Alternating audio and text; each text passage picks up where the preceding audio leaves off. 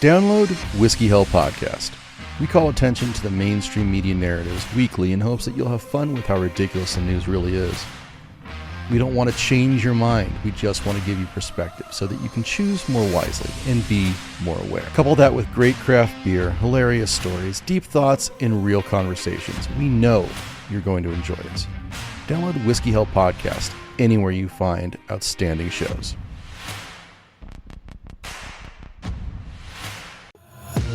Take my eyes open to force reality.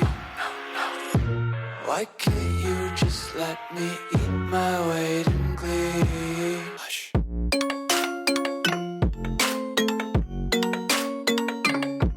Shh.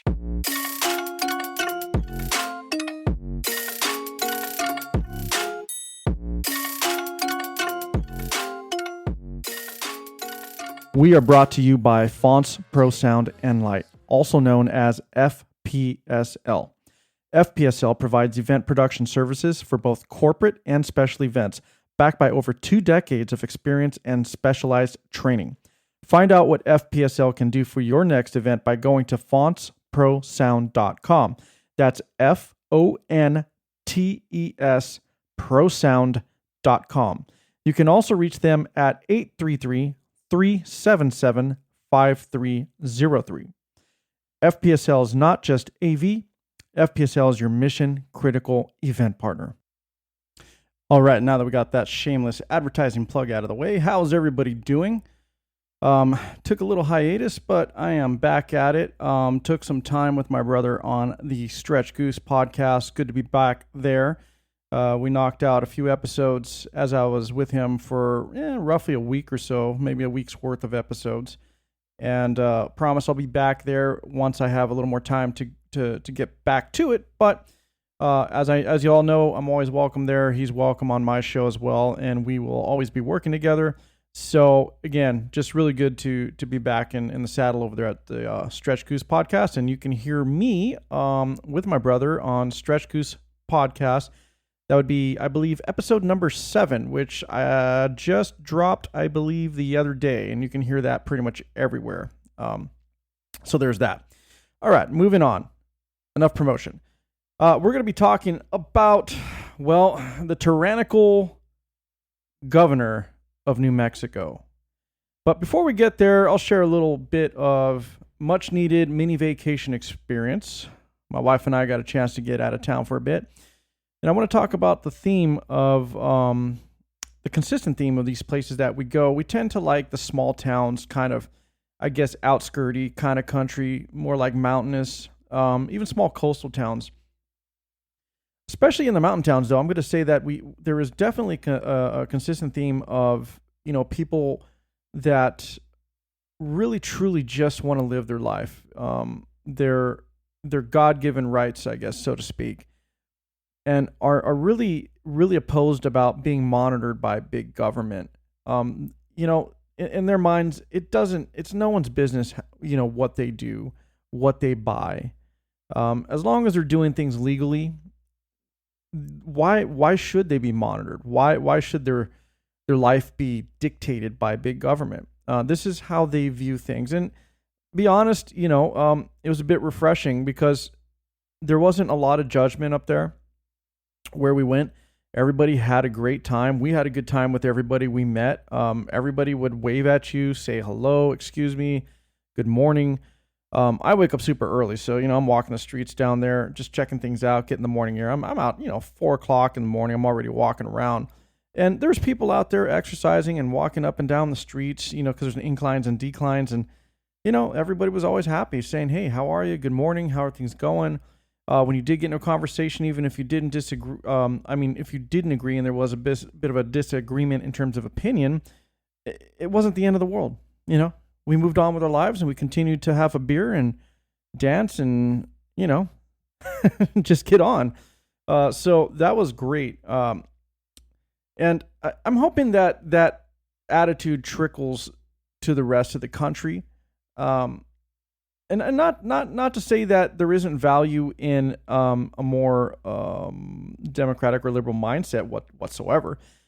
I think there needs to be a balance of the two. But again, it was great to go somewhere where, you weren't automatically just judged for existing. You weren't, yelled at and kicked out because you didn't agree with their way of thought. So that was really nice. And it was really good to be a part of that and experience that. So that being said, I say go enjoy a small town. Go get out. Get out of your comfort zone and just experience another way of living, another way of thought, where, the farmers at the farmers market are legitimate small farmers. They're out there raising their own cattle, selling you the meat that they raise, fresh baked goods, straight from the kitchen. It was a really cool experience, and I think that's something that all of us need to experience to get a little bit of perspective before we, get a little break from the hustle and bustle of the world that we create around us in our big cities. So anyway, I think it's much needed for everybody to experience, enjoy, and it's always good to have your own mindset and opinions challenged and come away with some fresh thoughts and fresh ideas. And with that being said, I'm going to prepare to move in to our main topic of the day.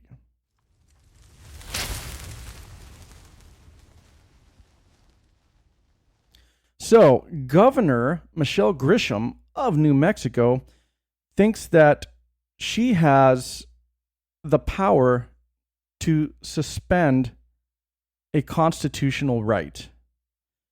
And in her mind, she can do whatever she wants, and she doesn't have to rely on getting an okay from the other members of the government or other government bodies whatsoever. She has full executive power as a state governor. Now, that's key. State governor, not federal governor, state governor. I don't know how this audio is going to come out. I found a video, and again, this just happened, by the way. September 8th is where this video is from, where she's being questioned by someone in the audience here. And it's very alarming to hear her responses and how she views things. Excuse that little flub there. So I'm going to play this. Hopefully it's loud enough. I'll monitor on my side, but they'll definitely give you the point. So if you have to turn up a bit on this section, please do. All right, here we go. To your point, just arrest everyone. Well, I also have to have the ability, I can't arrest everyone. There are literally too many people to arrest. Well, this would allow us, if someone's got a concealed carry permit in Albuquerque walking down a public street, they're not going to get arrested. I can make the point that they should be. And this is the point. I'm willing to do anything and everything within a shred of evidence-based effort. Because if you're not horrified that on any street corner in too many cities in New Mexico, there is someone with a gun sticking out of their waist or their belt. And I'll tell you, if you're a young person, you're not allowed to have a handgun. Well, it's a crime already. I got it, but we won't be able to arrest all of them. So imagine, just in a perfect world, if this was upheld, it gives all of these police officers the ability to focus on the real criminals. Last follow-up. Yeah. But your point is valid. You took an oath to the Constitution. Isn't it unconstitutional to say you cannot exercise your carry license? With one exception, and that is if there's an emergency, and I've declared an emergency for a temporary amount of time, I can invoke additional powers. No constitutional right, in my view, including my oath, is intended to be absolute. There are restrictions on free speech. There are restrictions on my freedoms. In this emergency, this 11-year-old and all these parents who have lost all these children, they deserve my attention to have the debate about whether or not in an emergency we can create a safer environment. Because what about their constitutional rights? I took an oath to uphold those too. And if we ignore this growing problem without being bold, I've said to every other New Mexican, your rights are subrogated to theirs. and they are not, in my view. Wait a minute, you're talking about crimes. There are already laws against the crimes, so how are there rights? I got it, but again, if I'm unsafe, who's standing up for that right? If this climate is so out of control, somebody should do something. I'm doing as much as I know to do.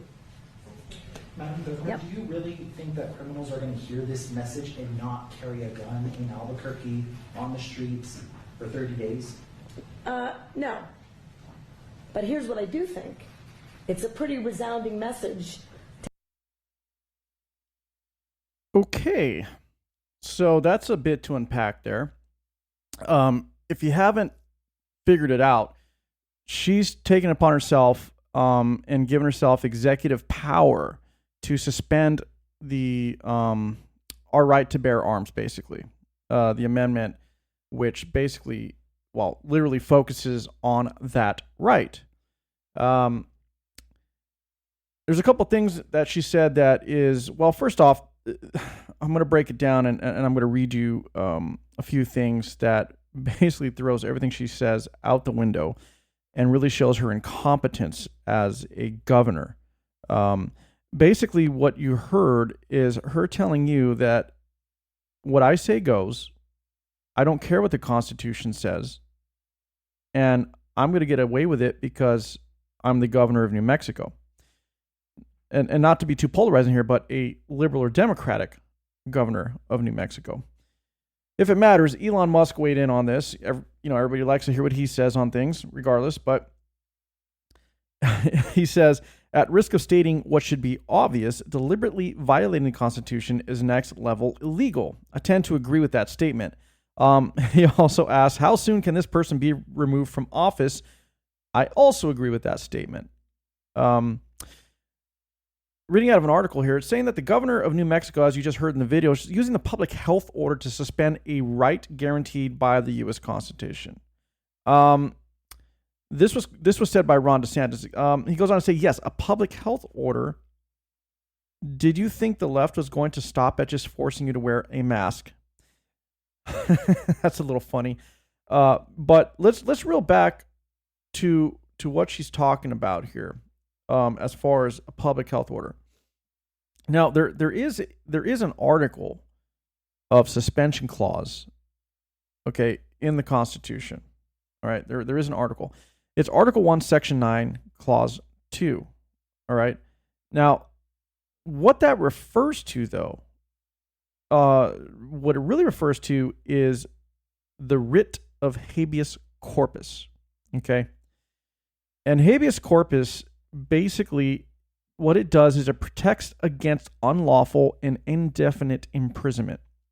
So if you were arrested, thrown in jail, you have a right to request or invoke habeas corpus, which gives you the right to question the arrest and everything around it if you feel that it was done illegally, basically not to the letter of the law.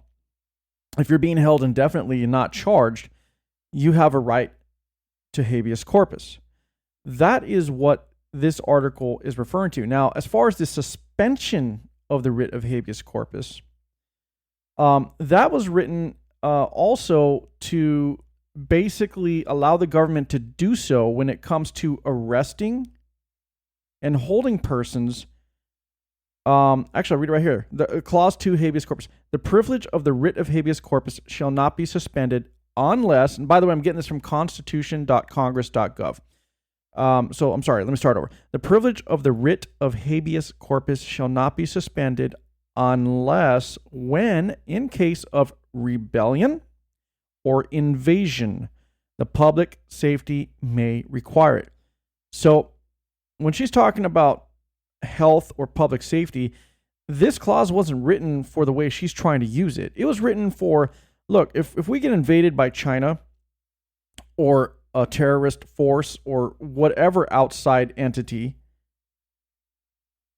the U.S. government is going to stop these people and arrest them. And habeas corpus isn't going to apply in those conditions because they are enemies of the state. Okay? That's what that applies to. In times of war, in times of being invaded or even rebelling, that's when they're able to put this into force. That's when you can suspend habeas corpus. It has nothing to do with suspending the constitutional right to bear arms, freedom of speech, etc. It's specific to habeas corpus. So she's just pulling that out of her ass and thinking that that will fly under the radar and no one's going to catch it. She is wrong. What she's doing is wrong. What she's doing is very tyrannical, very dictator-like. She's basically saying this is my state and what I say goes. I get her concern. Gun violence is a big issue, but disarming your citizens that have already been vetted and approved for conceal and carry, which, by the way, they do backgrounds on you before you can even get to that point. You have to show that you're trained and you know how to handle a gun. And I believe there's a lot more to it than just saying, give me a concealed carry permit. But for those who are already approved for that, if you're going to disarm your citizens in the face of violence, you're putting them at risk. You're also setting it up to where you have more control of your citizens, because now you're going to be able to try to do whatever you want, and there is no recourse for the general public. So beyond what she said about, I have executive powers, due to a health issue or a crisis issue, the issue with everything she's doing also goes on to this. Okay, the federal Constitution and federal law. I'm getting this from Cornell University. So Article 6, Paragraph 2 of the U.S. Constitution is commonly referred to as the Supremacy Clause. It establishes that the federal Constitution and federal law generally take precedence over state laws and even state constitutions. So at the state level, her laws and what she wants to enact does not in any way supersede or bypass the constitutional laws whatsoever. Okay? She doesn't even have the ability to do this.